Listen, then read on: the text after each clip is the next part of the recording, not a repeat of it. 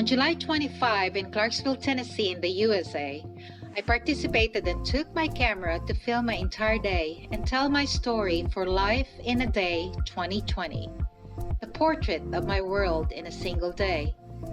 Every day, 6.7 billion people view the world through their unique lens. Life in a Day is a historic cinematic experiment that will attempt to document one day as seen through the eyes of people around the world. It is a collection of these perspectives to combine and molds them into a cohesive story of a single day on planet Earth. It's July 25. Good morning. The video must answer these questions. What do you love? What do you fear? What is in my pocket? What do you like to change, either about the world or your life? Category 4 yesterday, but is already weakening as it heads to 7 Centerville, 85 McMinnville for the high.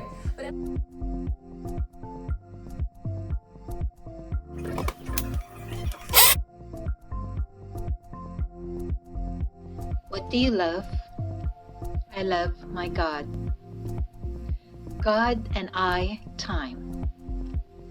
Spending time with God is the key to our success in every aspect of our lives. I make sure that I do not work God into my schedule. My schedule is fashioned around Him instead. The introvert in me craves it. The thinker in me loves it. And my body, mind, and soul need it. It feels good to know that I have God on my side through good times and the bad. Without God, I am nothing. I love my husband. He is my main man and best friend. My husband has made me laugh, wipe my tears, hug me tight, watch me succeed, seen me fail, and kept me steadfast. My husband is a promise that I will have a friend forever.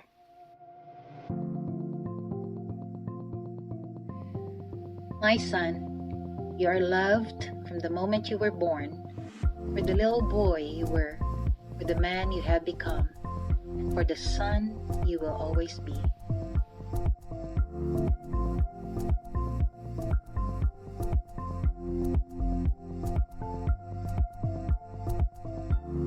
My family. My family is my greatest treasure. We are just the right mix of chaos and love. We may not be perfect, but I love all of them.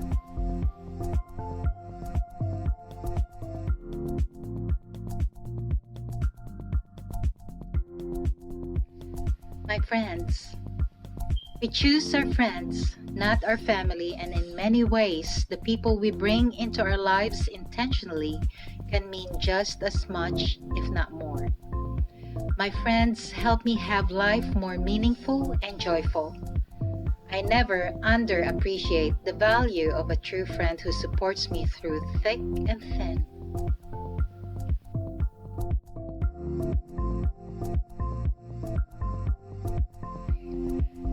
Our home is a sanctuary from the chaos outside, a place where we heal.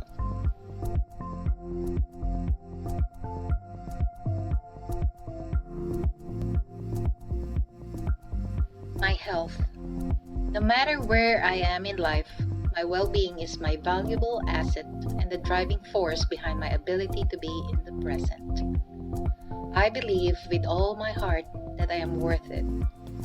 Start seriously loving the body you are in and your health. Only then will you be able to make real and lasting change that you always meant to have and the life you meant to love. My beloved fur child of 9 years.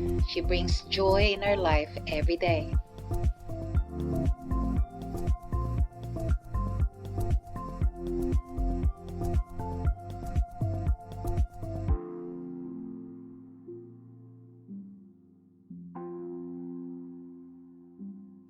I love the United States of America, and I am proud to be its citizen.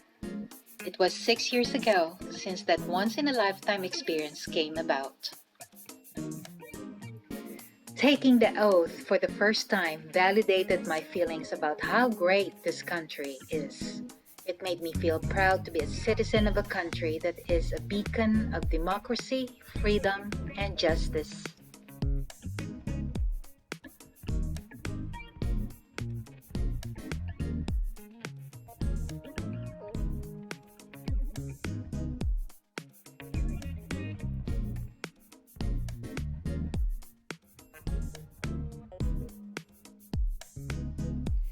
I love exploring my town as a tourist. There is so much to discover.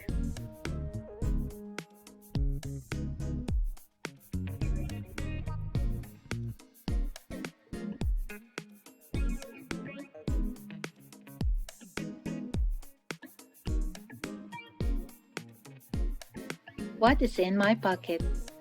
If you're a fan of The Hobbit, Gollum is asked by Bilbo Baggins in a game that same question.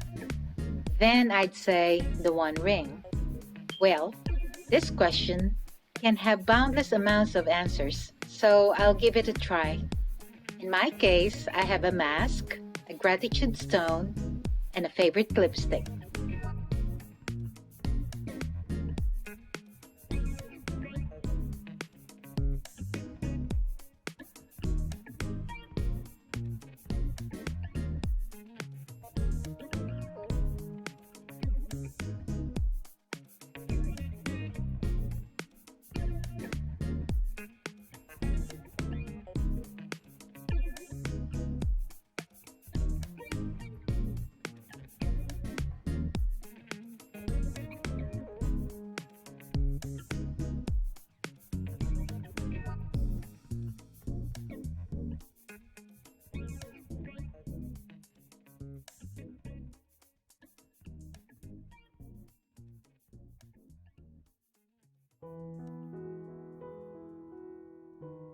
What do you fear? The universal trigger for fear is the threat of harm, real or imagined. This threat can be for my physical, emotional, or psychological well-being. Certain things trigger it in most of us, like fear of rejection, failure, uncertainty, loneliness, change, loss of freedom, being judged, or getting hurt.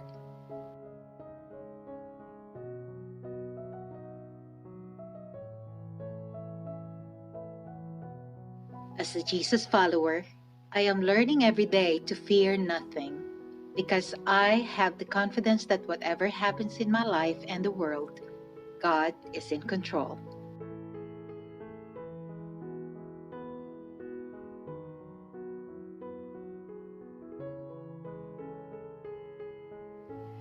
What would you like to change, either about the world or your life?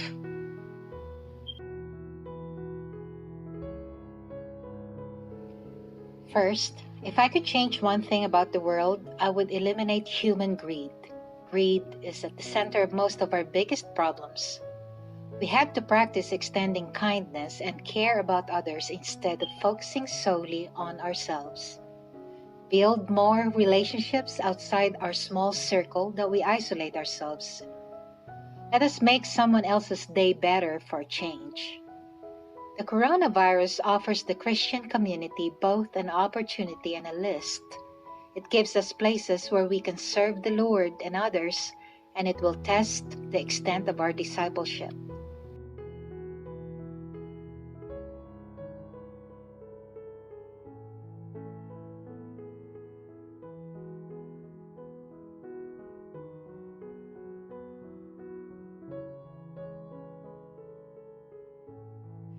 Second, I would try harder to work on these three primary disciplines: Bible reading, prayer, and serving others, to help me live a courageous and meaningful life in these uncertain times. That is how we reorient our worldview. Look to it for hope and guidance. Look to it for hope and direction. We have to be careful with the information we consume, or we will end up being swayed by worry, anxiety, and fear. In Philippians chapter 4, verses 6 and 7, he reminded his readers, "Do not be anxious about anything, but in everything by prayer and supplication with thanksgiving. Let your requests be made known to God, and the peace of God, which surpasses all understanding, will guard your hearts and your minds in Christ Jesus."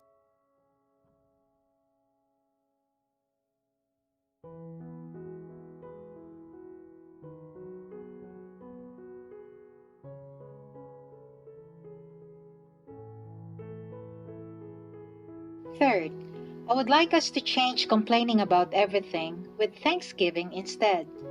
Thanksgiving Day is a month away, but it shouldn't be a once-a-year celebration.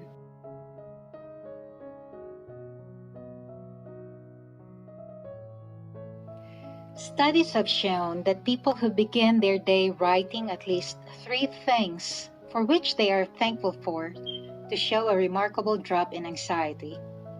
How much more is this true for believers who begin their day in prayers of gratitude to God?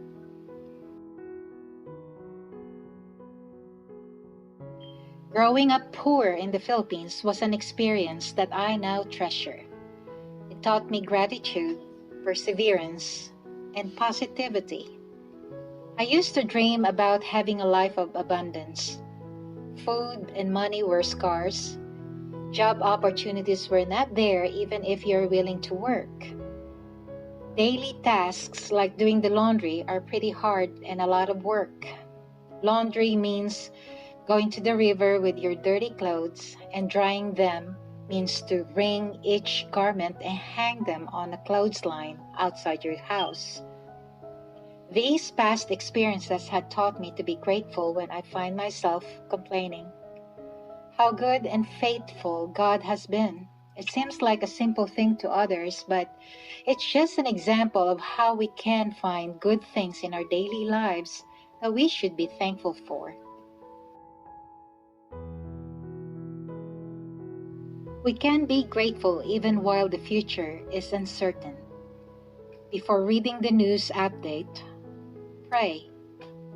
Before posting on social media or before commenting in haste, pray.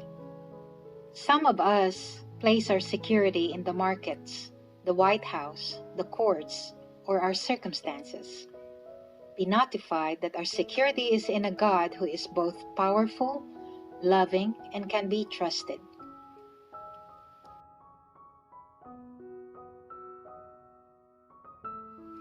As we face short-term uncertainty with the virus in our midst, we can turn to these practices. It reminds us of God present in us. It might feel that He is silent, but He is at work. It is a good time for each of us to hit pause, refocus our minds in the Word, reflect more in prayer, and by seasons of fasting.